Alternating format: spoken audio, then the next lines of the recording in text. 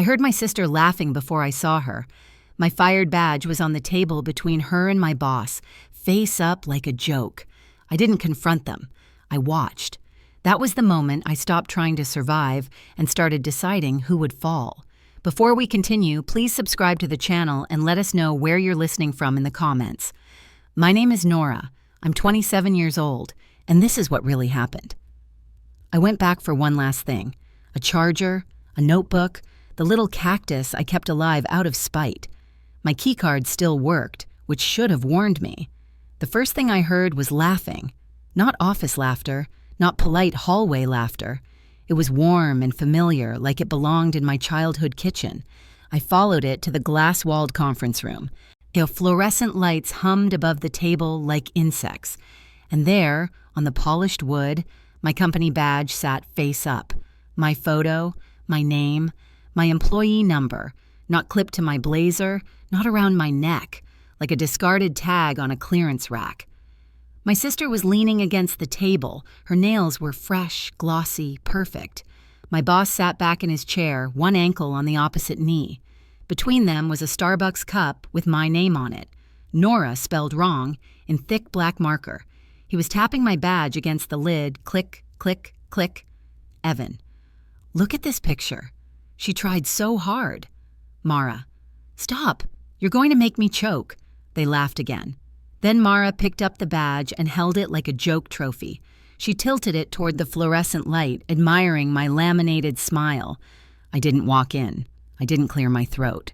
I didn't do any of the things a movie would demand. I stepped back behind the frosted glass divider. My shoes sank into the carpet that always smelled faintly like printer toner. I held my breath. Not from fear. From control. Evan's voice softened, like he was teaching. Evan, HR loves clean paperwork. You gave me clean paperwork. Mara, and you'll keep your word? Evan, you'll get the role, after the restructure, after the noise fades. My sister's laugh turned smaller. Mara, she won't do anything, right? Evan, Nora, she'll be embarrassed. She'll go quiet, they always do. He said it like a statistic, like I was one more exit interview he didn't attend. My badge clicked again against the Starbucks lid. Click, click. Every sound felt too sharp, like glass on teeth. I stared at the badge from behind the divider. Yeah, the lanyard I bought with my first real job paycheck was missing. That lanyard had little silver stars on it. I used to touch them in meetings when I was nervous. It was stupid, but it worked. Mara's voice turned playful. Mara, I still can't believe she didn't see it coming. Evan, she sees what she wants. That's why she's easy. Easy. That word sat on my tongue like pennies. I backed away before my knees could betray me. I walked down the hallway with the same calm pace I used in client meetings. The framed values posters watched me go. Integrity, teamwork, accountability. I wondered who wrote them and if they ever believed them. At the elevator, the doors opened on the second floor. A woman from accounting stepped out with a stack of binders. She nodded at me like nothing had happened, like I was still part of the building. I nodded back. My face held steady. My hands didn't. In the lobby, security didn't even look up. The guard was watching a sports clip on his phone, volume low. I stepped through the turnstile like I belonged there, because 5 minutes ago I did. Outside, the air felt dry and thin. My car was parked in the same spot I'd used for 2 years.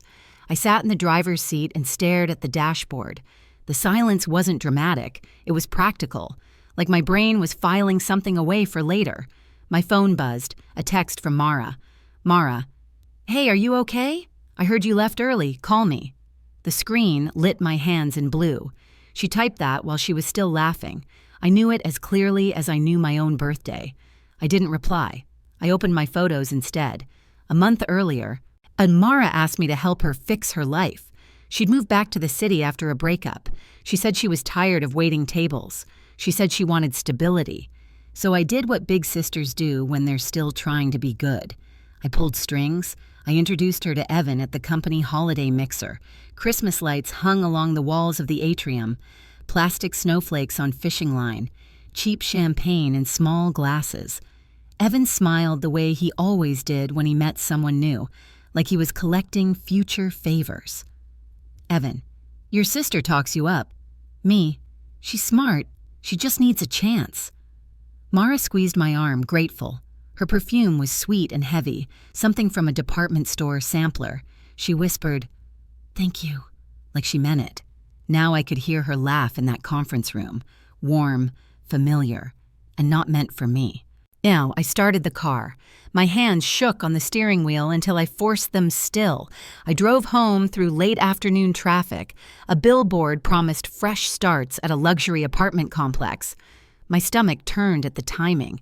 At my building, the HOA had posted a new notice by the mailboxes.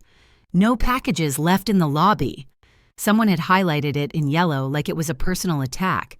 A neighbor's Amazon box sat under it anyway, taped shut, hopeful.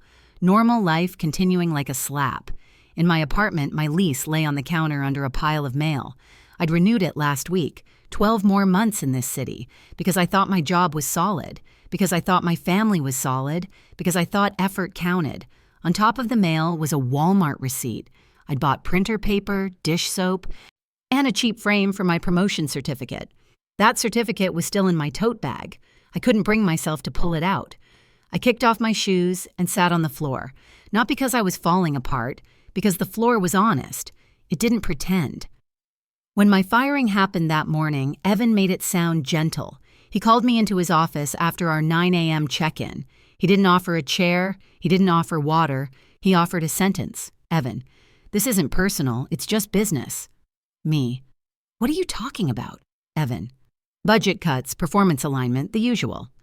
He slid a paper across his desk, my name at the top, a severance number at the bottom, a box for my signature. I asked for specifics. He kept his eyes on the edge of the paper, not on me. He said HR would walk me through it. And they did. That an HR rep named Kelsey smiled like a flight attendant. She used a soft voice and fast words. She handed me an envelope and a list of resources. She asked for my badge. I unclipped it and placed it in her open palm. The lanyard brushed my fingers like it didn't want to go. Kelsey thanked me, like I'd just returned a borrowed book. Then security escorted me to my desk. Not rough, just present. A reminder that I wasn't trusted with my own goodbye. I packed my things into a small box, a water bottle, a stapler I bought myself, a notepad covered in neat lists. I didn't cry in the office. I smiled at coworkers who looked away too quickly. I told myself I'd cry later, in private, like a responsible adult. Like sadness was something you scheduled between errands. Now I understood why Evan wouldn't look me in the eye. He wasn't firing me. And he was making room. And my sister was holding the prize. My phone buzzed again. Mara called this time. I watched her name fill the screen. I let it ring. Then I turned the phone face down. I stood up and went to the bathroom mirror. My face looked the same eyeliner, same tired mouth, but my eyes had changed. Not wider, sharper. I washed my hands even though they weren't dirty. The water was cold, metallic, city water. It grounded me. On the counter, my spare key fob to the office sat beside my car keys. I'd forgotten I had it. It was for after-hours server room access, part of my old role. Evan never asked for it. HR didn't know it existed. I picked it up. The plastic was worn smooth where my thumb used to rub it. I stared at it like it was a question. My laptop was open on the kitchen table. It still had my personal logins. Not company systems, not anything illegal, but my calendar sync, my notes, my contacts, the trail of a life I'd built around that job.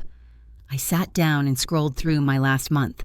Evan's one-to-one blocks, Mara's name popping up on visitor logs, meeting invites that didn't include me anymore, little absences I'd ignored because I trusted people.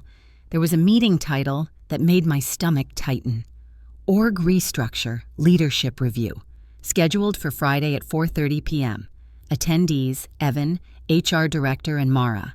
Mara wasn't an employee, not officially, yet she was invited. I took a screenshot, then another. Then I sent them to myself to an email Evan didn't know about. I didn't feel better, but I felt awake. Later that evening, I drove to the DMV, not because I needed to, because sitting in that line reminded me what systems look like. Numbers, forms, windows, policies, people pretending it's personal when it's just procedure. A woman behind me argued about a missing document. A toddler cried near the vending machines. A bored clerk stamped papers like she was punching time itself. I stood there and realized something simple. Evan wasn't powerful. He was administrative. My sister wasn't special. She was opportunistic. I went home with that thought folded neatly inside me. Before bed, I opened a folder on my laptop. I named it Friday. Nothing dramatic, nothing that would look suspicious if someone saw it. Then I opened another tab, the website for the county clerk's office. I typed in a case number from a tenant dispute I'd once helped a friend research. County clerk, case number 2024-17823. It pulled up a clean public record page. Names, dates, filings, in proof that paper can hurt people more than yelling ever could. I stared at the screen until my eyes watered, not from tears, from the light. My phone buzzed again. A new text from Mara. Mara, please answer. Evan said you're taking this hard. Evan said, like they'd already compared notes on my pain. I held the phone. I imagined Mara's face in that conference room, admiring my badge, laughing like she'd earned it. Then I set the phone down. Carefully, like I was placing a glass on a table that could crack. I didn't sleep much. When I did, I dreamed of fluorescent lights and clicking plastic. In the morning, I made a list.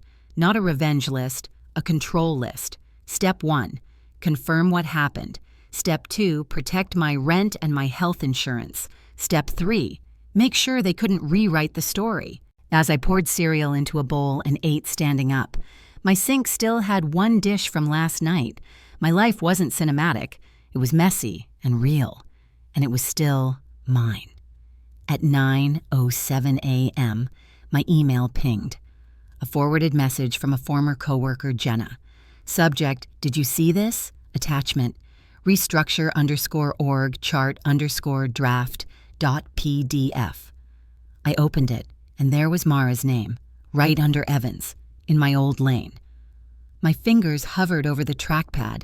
The cursor trembled slightly, like it knew. Outside, a neighbor was testing Christmas lights even though it was February, little blinking colors against gray morning, a reminder that people keep trying to shine, even out of season. I took a deep, steady breath.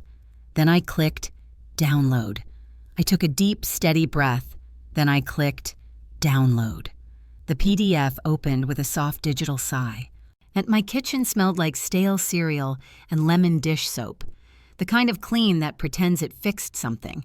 I scrolled slowly. Boxes and lines, titles that sounded important without saying anything. My old roll sat empty for half a page. Then it reappeared, renamed, reframed. Mara's name slid into place like it had always belonged there. Her last name matched mine. The smell of coffee grounds from the trash rose sharply. I didn't spill anything. I didn't slam the laptop shut. I let the smell sit there, sour and real. My phone buzzed again. This time it was Mom. Mom. Mara said you're upset. What happened? I stared at the message. The dishwasher hummed behind me, warm air leaking out. Everything smelled damp and unfinished. Me. I lost my job. Mom. Oh, honey, did you do something wrong? That question had weight. It always did. I typed, erased, typed again. Me. No. 3 letters. They felt new in my mouth. I closed the PDF and saved it twice. Once on my desktop. Once on an external drive I kept for taxes and leases. I labeled it draft, because drafts become final when no one's watching. By noon, the apartment smelled like burned toast. I'd forgotten it in the oven while scrolling emails. Former coworkers writing careful sentences. We'll miss you. Let's keep in touch. No one mentioned Mara. No one mentioned Evan. At 1:30, I left the apartment. The hallway smelled like someone's overcooked ramen. A neighbor's door slammed, punctuating my exit. I drove to a temp agency downtown. The waiting room smelled like industrial cleaner and nervous sweat. A TV mounted too high played a daytime court show. The receptionist handed me a clipboard. Her nails were chipped. Her smile wasn't. Receptionist, fill this out. We'll see what we can do. I wrote neatly, carefully, like presentation still mattered. By 4, I had a short-term contract. Client-side operations support. Same industry, different building. The office smelled like printer ink and peppermint gum. Someone's air freshener fought a losing battle. I kept my head down. I learned names. I listened more than I spoke. At 5:47 p.m., my new manager leaned over my desk. Manager. You're fast. Where'd you work before? Me. Around. She nodded like she understood. That night, I stopped at Walmart. The fluorescent lights buzzed overhead. I bought a cheap planner, printer ink, and a frozen dinner. At checkout, the receipt printed long and thin. Proof of movement. Proof I was still functional. Back home, my phone lit up again. A voicemail from Mara. Mara, I don't know why you're shutting me out. I'm worried about you. Her voice smelled like perfume and apologies. Familiar. Heavy. I deleted it without listening again. Later, I opened my laptop and logged into my personal calendar. Old reminders popped up like ghosts. Prep Evan deck. Mara lunch? I clicked into the shared drives I still had access to.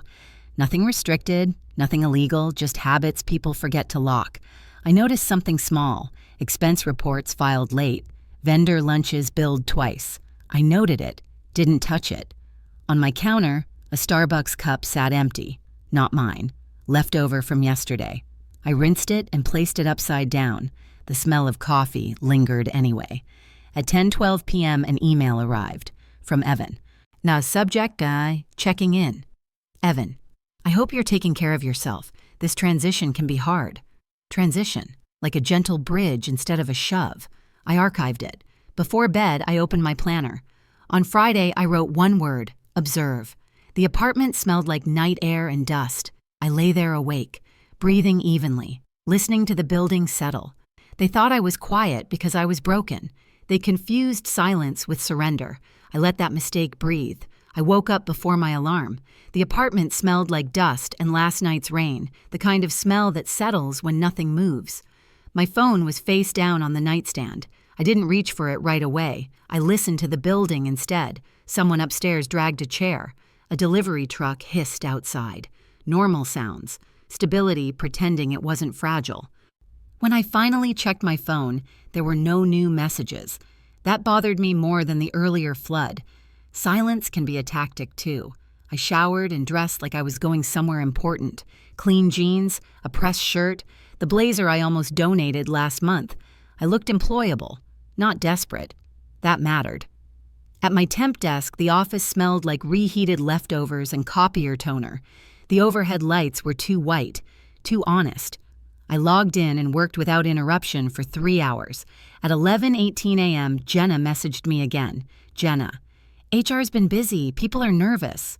I didn't reply right away. I let her words sit. Smell had a way of anchoring memory, and this place smelled like fear disguised as productivity. At noon, I ate lunch in my car. A sad turkey sandwich from the break fridge. The bread tasted like paper. Across the street, a courthouse loomed, county seal carved into stone. People moved in and out carrying folders like shields. I watched them chew, argue, wait. It reminded me that consequences don't need shouting. They just need filing. My phone buzzed. A text from Mara. Mara, can we talk tonight in person?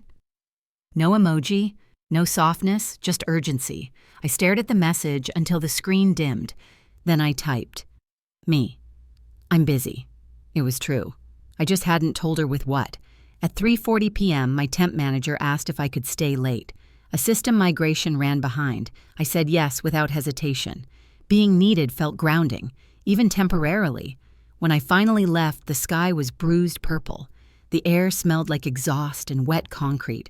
I drove past my old office building without looking at it. At home, my apartment felt smaller, and the walls held the day's heat. The smell of lemon cleaner had faded into something flat. I kicked off my shoes and checked the mailbox. One envelope stood out, cream-colored, thick paper, return address, human resources. They hadn't mailed it to my email. They mailed it to my life. I opened it at the kitchen counter. The paper inside smelled like ink and policy, severance details, COBRA insurance information, a checklist of endings. Stapled to the back was a copy of my signed badge return acknowledgement. My signature looked too calm. I laughed once, short, dry. On the last page, a paragraph caught my eye. Employee confirms no conflict of interest or related party influence affected termination. Related party. The words felt heavier than they should have. I scanned the page and saved it. Folder. Friday.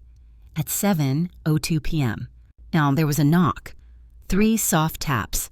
Controlled. I knew it was Mara before I opened the door. She always knocked like she was afraid of being overheard. She smelled like my bathroom soap, the one she used when she stayed over. Clean, familiar, invasive. Mara. You didn't answer my calls. Me. I was working. She blinked.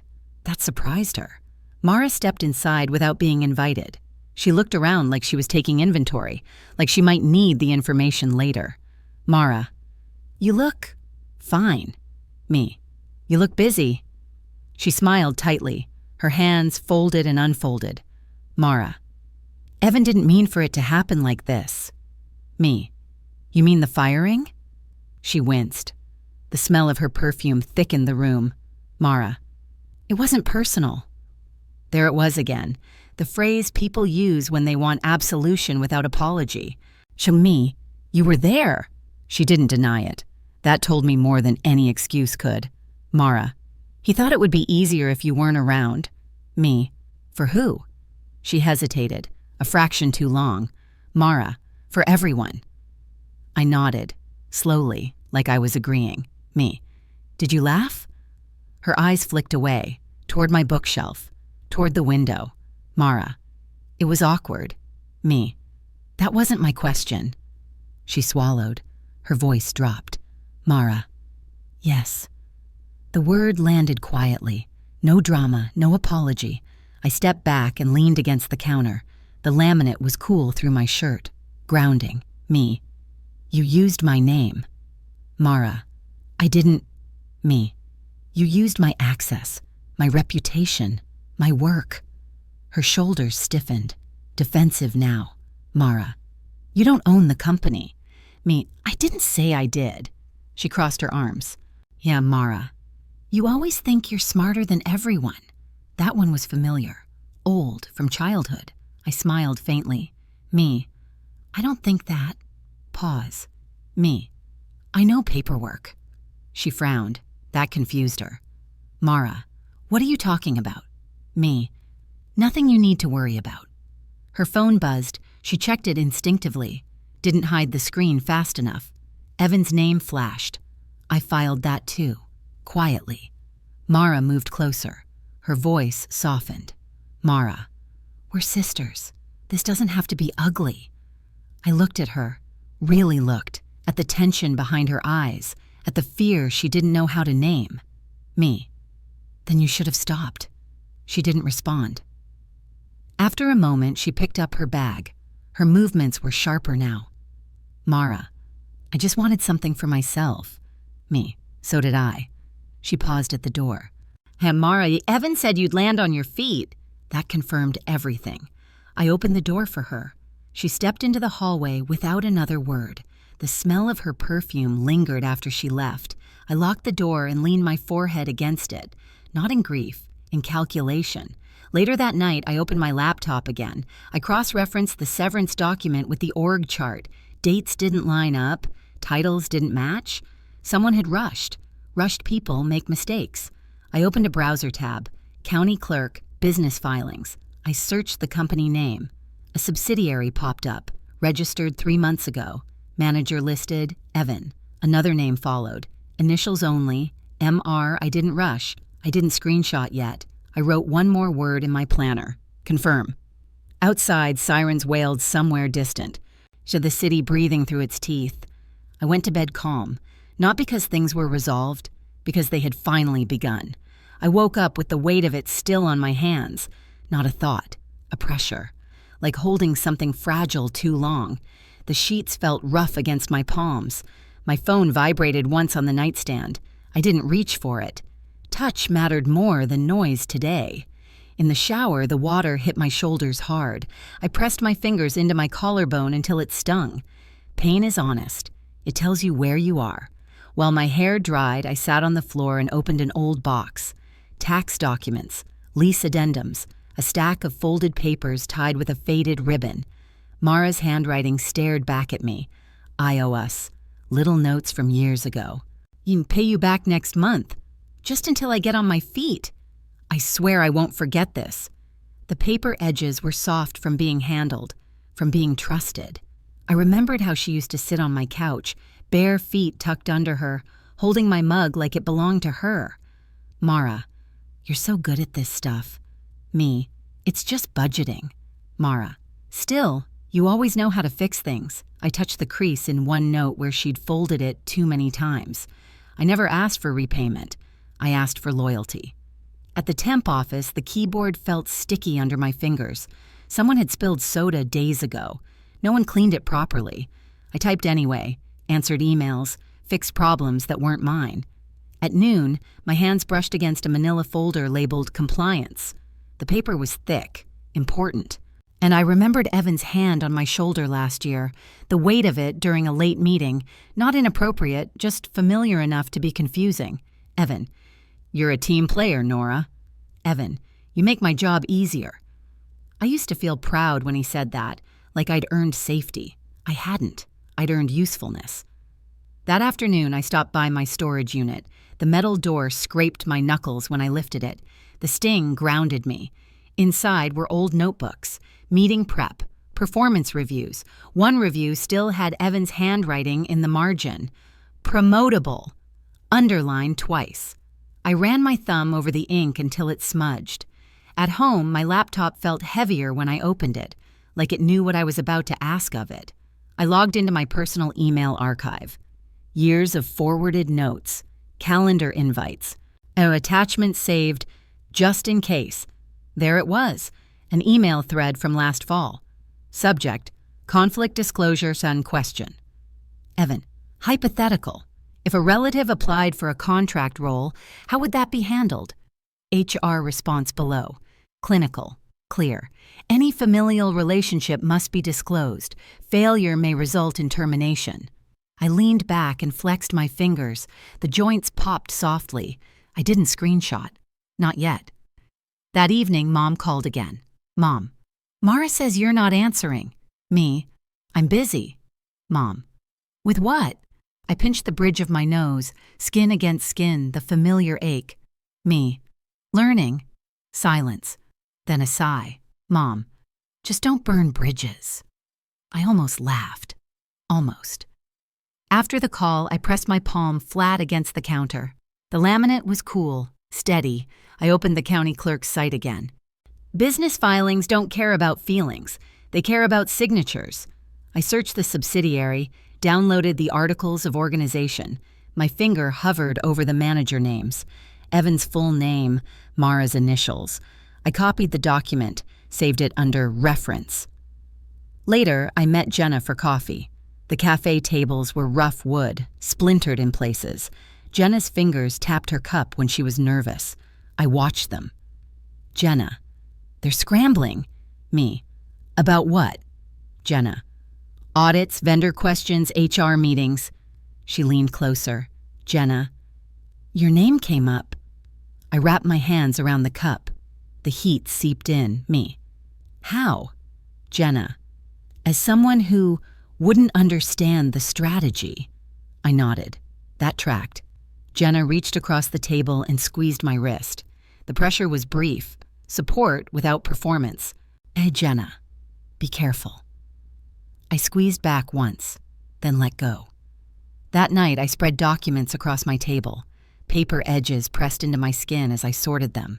Dates, signatures, titles. I wasn't angry. I was precise. I realized something then. I had been touching the system for years, keeping it running, smoothing its edges.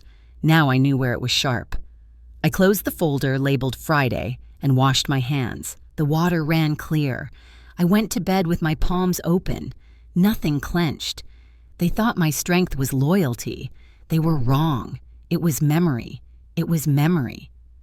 The next morning, I left my apartment early, before the hallway smelled like other people's breakfasts. I wanted the city before it filled up, before it could tell me who I was supposed to be today. Downtown, the sidewalks were already crowded. Commuters packed shoulder to shoulder at crosswalks, phones glowing in their hands. A bus exhaled at the curb, hot diesel breath mixing with cold air. Everyone moved like they had somewhere permanent to go. I didn't. My temp badge hung from a plain lanyard. No silver stars, just a white card with my name printed too large. It swung against my ribs as I walked, light and temporary, like a borrowed identity. The new client building was 6 blocks from my old office. Same skyline, different rules. The lobby felt bigger than it needed to be, marble floors and a security desk that looked like a bank. People flowed through the turnstiles in quiet waves, tapping their access cards without making eye contact. I waited in the visitor line anyway. A woman in front of me argued about parking validation. A guy behind me smelled like gym cologne in frustration. Somewhere in the crowd, someone laughed, and my shoulders tightened before my brain caught up. I forced them back down. When I reached the desk, the guard scanned my ID and slid a sticker toward me. Visitor. Black letters on a neon strip. He didn't look at my face long enough to recognize anything. Good. Upstairs, the operations floor was open plan. Rows of desks, low partitions. People's voices overlapped in a constant, controlled murmur. It smelled like warm electronics and dry air, like the building had been running too long without a window. My assigned seat was near a walkway. Every few minutes, someone passed close enough that I could feel the brush of air from their movement. It made me hyper-aware of my own space, like I was taking up room I hadn't earned. At 10, my contractor lead, Tessa, waved me into a small huddle by the printer area. 4 people stood around a cart of toner and paper like it was a campfire. Tessa, quick heads up, we're supporting a vendor review this week. Me, okay. Tessa, we just need clean notes and clean timelines. No opinions. Me, understood. Clean. That word again. Always clean when someone wanted to hide the mess. After the huddle, I walked to the break room to fill my water bottle. The room was packed. A line formed at the single microwave. 2 men debated fantasy football near the fridge. Someone's lunch smelled like garlic and regret. I stood against the counter and waited my turn, watching people move around me. Bodies in motion, conversations colliding. A crowd doesn't care if you're hurting. A crowd just keeps going. My phone buzzed in my pocket. I didn't pull it out.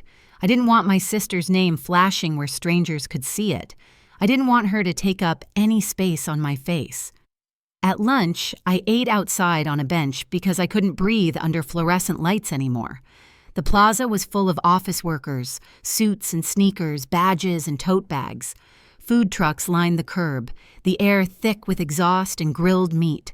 A guy in a puffer jacket juggled 3 phone calls like it was normal. Across the street, a county clerk's satellite office sat between a pharmacy and a payday loan place. People went in and out carrying folders. Moms with strollers, older men with baseball caps. A woman in a blazer hugged a stack of papers to her chest like it was a baby. I watched the line through the glass doors. Crowds again. Systems again. No one looked special there. Everyone was just trying to get something stamped. My work email pinged, a forwarded meeting invite with a familiar company name in the subject line. Not my old company, but one of their vendors. The kind of vendor that dealt in support services. The kind that billed in quiet increments no one questioned. I opened the invite. It listed attendees from my old building, Evan's name, 2 finance managers, and, as a guest, Mara R. Just an initial. A half-hidden signature, like she was trying on invisibility while reaching for power. My stomach didn't drop. It tightened. Different sensation. More useful. I copied the details into my planner. Time, location, conference bridge. Then I closed the email and went back to my assigned tasks, the ones that paid my rent. At 5, the crowd spilled out of the building, elevators full. A lobby full, street full. I got swept along with everyone else, moving with the current because fighting it would mean being noticed. Outside, a man handed out flyers for a new gym opening. A woman yelled into her phone about a missed daycare pickup. A group of interns in matching lanyards took selfies by a fountain. I walked past them and kept my face neutral. On the way home, I stopped at a strip mall. I needed a notary, and the UPS store was still open.